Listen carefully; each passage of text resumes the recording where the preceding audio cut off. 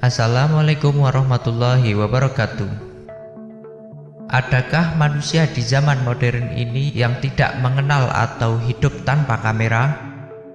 Meskipun kamera telah menjadi bagian tak terpisahkan dari kehidupan kita, sedikit yang tahu bahwa penemuan dan pemahaman tentang optika yang mendasarinya berakar dari karya ilmiah Ibnu Al-Haytham, seorang ilmuwan muslim terkemuka.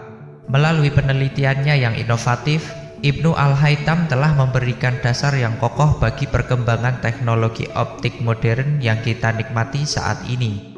Melalui penelitiannya tentang optika, Ibnu Al-Haytham tidak hanya memberikan kontribusi terhadap pengembangan kamera, tetapi juga mempengaruhi berbagai teknologi dan aplikasi optik yang kita temui sehari-hari. Dari kamera ponsel hingga kamera pengawas dan kamera satelit, prinsip-prinsip yang ditemukan oleh Ibnu Al-Haytham dalam pemahaman cahaya, pembiasan, dan pembentukan gambar terus digunakan dalam perangkat optik modern. Selain itu, kontribusinya dalam pengembangan metode ilmiah telah mendorong perkembangan lebih lanjut dalam penelitian optik dan ilmu pengetahuan secara umum.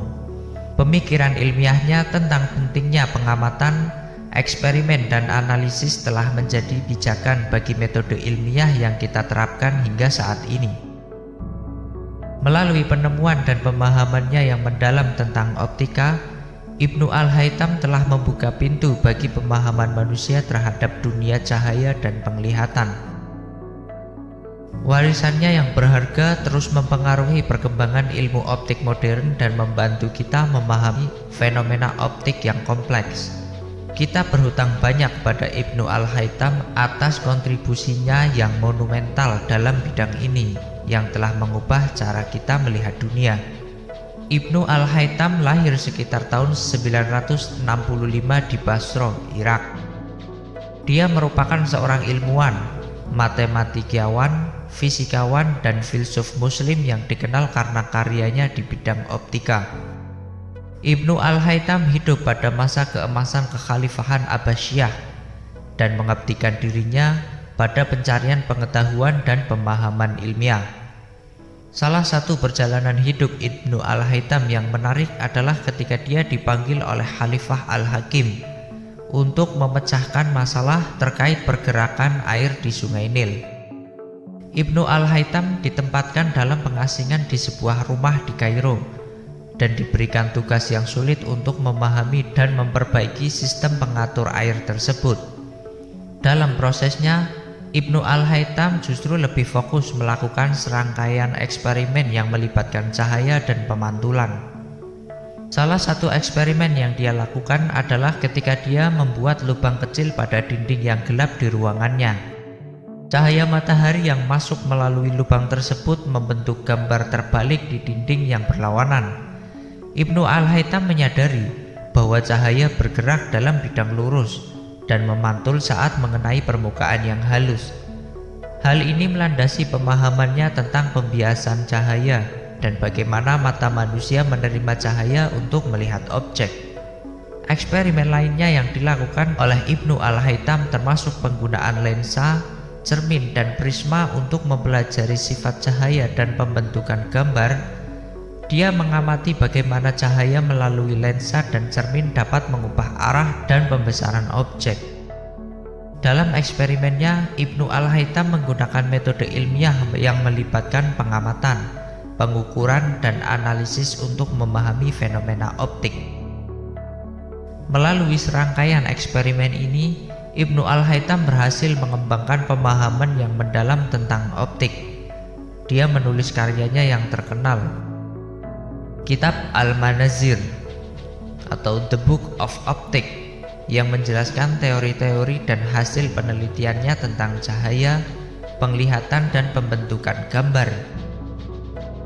Karya ini memberikan landasan penting bagi pengembangan ilmu optika dan mempengaruhi perkembangan ilmiah di masa mendatang.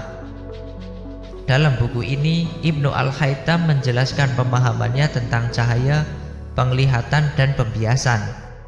Dia membantah teori Ptolemeus yang mendukung pandangan bahwa penglihatan dilakukan melalui sinar yang memancar dari mata, dan dia mengembangkan teori yang mengatakan bahwa cahaya memasuki mata melalui objek yang dilihat. Kontribusi ini sangat berpengaruh dalam pengembangan ilmu optika dan menjadi landasan bagi penelitian selanjutnya di bidang ini. Penemuan teori tentang sifat-sifat cahaya dan cara kerja dari optik mata inilah yang melandasi dan mengawali penemuan alat-alat modern yang sangat bermanfaat hingga saat ini, bahkan digunakan oleh hampir seluruh umat manusia di setiap belahan bumi manapun. Alat-alat seperti kamera, teleskop, mikroskop, kaca pembesar, dan kamera digital adalah alat modern yang digunakan oleh semua orang yang berhasil diciptakan karena adanya ilmu optik yang ditemukan oleh Ibnu Al-Haytham. Ibnu Al-Haytham juga menulis tentang topik-topik lain, termasuk matematika, astronomi, dan pengolahan citra. Dia mengembangkan metode baru dalam matematika yang dikenal sebagai analisis matematika dan memberikan kontribusi pada studi tentang pengoptikan lensa, cermin, dan pembuatan kamera obskura. Karyanya dalam pengolahan citra juga mempengaruhi perkembangan ilmu fotografi di kemudian hari. Selama hidupnya, Ibnu Al-Haytham juga melakukan penelitian dalam berbagai bidang, termasuk pengamatan bintang, pengukuran jarak bumi dan bulan, serta penelitian tentang mata manusia dan proses penglihatannya. Karya-karyanya juga memberikan kontribusi yang signifikan dalam perkembangan ilmu pengetahuan dan mendukung metode ilmiah dalam pendekatan penelitian. Ibnu Al-Haytham meninggal pada tahun 1040 di Kairo, Mesir. Warisan ilmiahnya terus berlanjut hingga hari ini, dan kontribusinya dalam bidang optika dan metode ilmiah menjadi inspirasi bagi banyak ilmuwan dan peneliti modern. Dalam kesimpulannya, Ibnu Al-Haytham adalah seorang ilmuwan muslim terkemuka yang membuat kontribusi besar dalam bidang optika dan metode ilmiah. Karya ilmiahnya, terutama kitab Al-Manazir, memberikan pemahaman baru tentang cahaya dan penglihatan dan menjadi landasan bagi perkembangan ilmu optika. Perjalanan hidupnya yang menarik dan pencarian pengetahuan yang mendalam menjadikannya salah satu seorang ilmuwan terbesar dalam sejarah ilmu pengetahuan. Wallahu a'lam bishawab.